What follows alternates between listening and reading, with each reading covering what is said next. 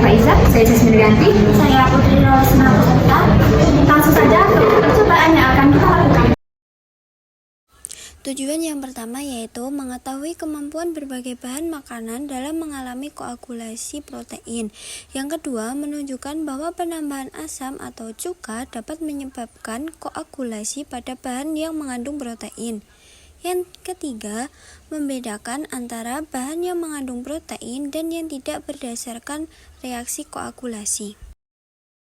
Selanjutnya yaitu teori relevan. Koagulasi protein adalah proses perubahan struktur protein dari bentuk larut menjadi bentuk padat atau gumpalan akibat denaturasi, yaitu rusaknya struktur 3 dimensi protein karena faktor eksternal, seperti perubahan pH atau keasaman, suhu, atau enzim.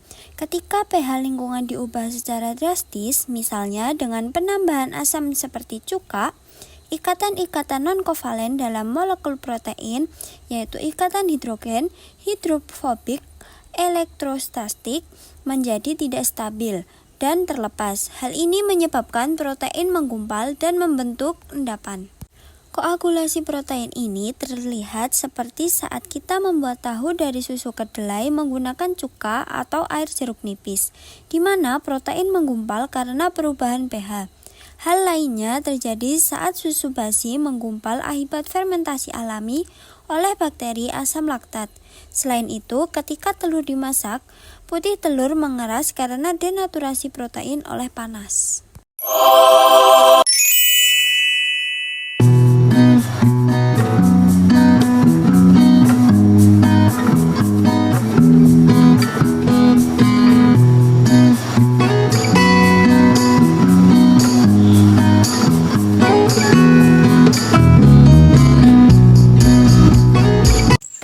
Sampel pertama yang akan kita uji yaitu susu sapi.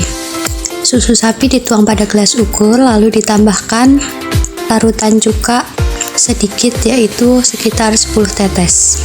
Larutan susu sapi terdapat sedikit gumpalan lalu ditambahkan larutan cuka berlebih sekitar 20-25 tetes. Hasilnya adalah susu sapi mengandung protein ditandai dengan adanya gumpalan.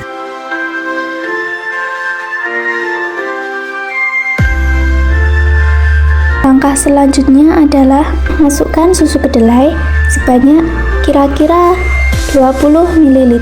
Kemudian masukkan cuka sebanyak 10 tetes atau sedikit saja, di mana terdapat sedikit gumpalan saat penambahan sedikit cuka.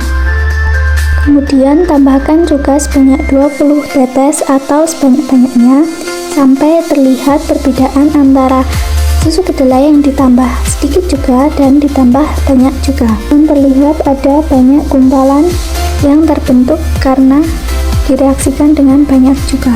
Selanjutnya, masukkan kuning telur ke dalam gelas kimia sebanyak 20 ml. Kemudian masukkan cuka sebanyak 10 tetes ke dalam gelas kimia tersebut. Kemudian dalam percobaan kali ini mendapatkan sedikit gumpalan atau koagulasi. Untuk melihat hasil yang lebih jelas, kami masukkan kembali cuka sebanyak-banyaknya. Setelah dimasukkan cuka sebanyak-banyaknya, kuning telur tersebut menghasilkan gumpalan koagulasi yang sangat jelas.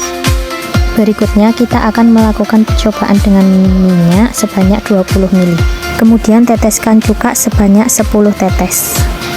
Berikut adalah hasil dari minyak yang ditetesi oleh cuka sebanyak 10 tetes. Kemudian tambahkan cuka sebanyak-banyaknya. Berikut adalah hasil percobaan dengan minyak yang ditetesi cuka sebanyak-banyaknya. Nah, selanjutnya kita akan menuangkan kecap ke dalam gelas ukur sebanyak 20 ml. Selanjutnya, kita akan meneteskan cuka sebanyak 10 tetes. Lalu, kita lihat. Nah, itu belum terlihat ada perbedaan. Selanjutnya, kita tambahkan cuka sebanyak-banyaknya. Nah, sudah mulai terlihat perbedaan, yaitu terdapat endapan atau gumpalan.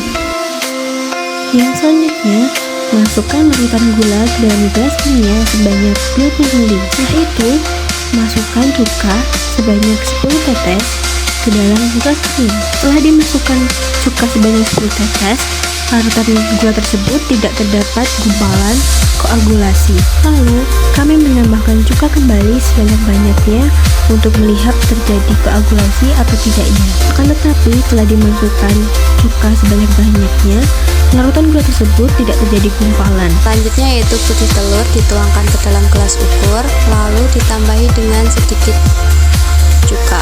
Hasilnya terdapat gumpalan namun baru sedikit. Selanjutnya larutan putih telur ditambahi dengan cuka berlebih, didapatkan hasilnya gumpalan dengan terlihat dua lapisan yang terpisah. Berikut hasil percobaan dari kelompok kami. Yang pertama kuning telur, susu sapi, susu kedelai, kecap, putih telur, minyak, dan air gula. Susu sapi menandakan positif protein. Di sini susu kedelai menandakan positif protein, kecap positif protein karena terdapat endapan. Selanjutnya ada putih telur yang positif protein, minyak negatif protein, air gula negatif protein, kuning telur positif protein.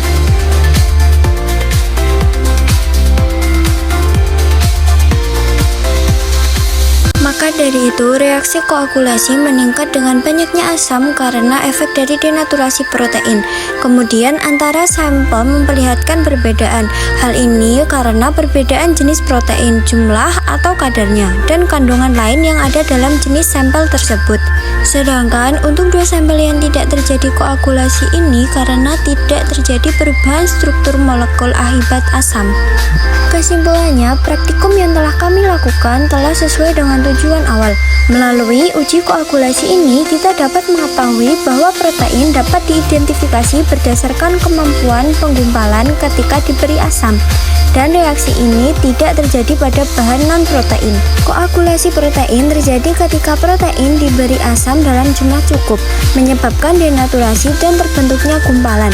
Hanya bahan yang mengandung protein seperti susu, telur, dan kecap yang mengalami koagulasi. Sedangkan bahan non-protein seperti minyak dan larutan gula tidak mengalami koagulasi. Jumlah asam yang lebih banyak mempercepat dan memperjelas proses koagulasi. Sekian percobaan yang aku